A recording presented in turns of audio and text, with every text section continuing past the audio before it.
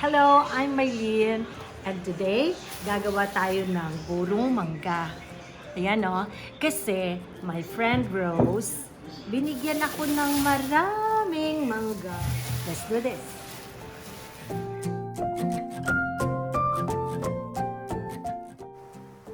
Maraming version ang buro at ito naman yung sa akin. Madali lang gawin, hugasan lang, talupan, and then ingat lang dyan sa baka masugatan ka at kailangan matigas yung mangga. Ngayon, bahala ka sa sizes na gusto mo. At ganun din, sa mga spices, ako kasi gusto ko medyo may anghang para mas masarap ang kain.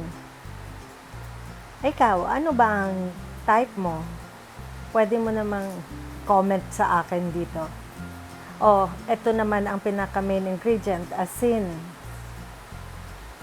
Na dapat ay hahaluin mo lang at pagkatasin ang mangga na walang halong tubig. Ito yung parang sauerkraut na method.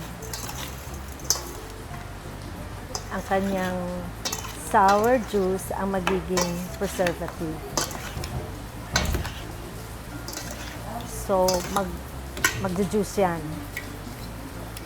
And then, dagdagan mo siya ng sugar. Bahala ko, gusto mo white. Ako, kuko, sugar. At haluin ding mabuti. Banda huli na ang pagdagdag ng mga spices.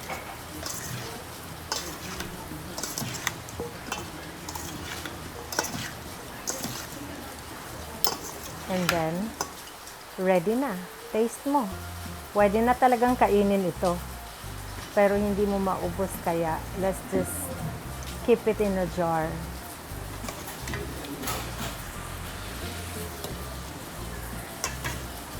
At marami ka ng side dish for the week. Or even longer. Ang dali lang, di ba? Sige, gawin mo na din. Balitaan mo ako.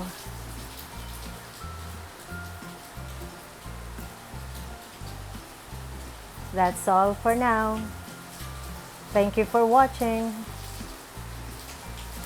Bye.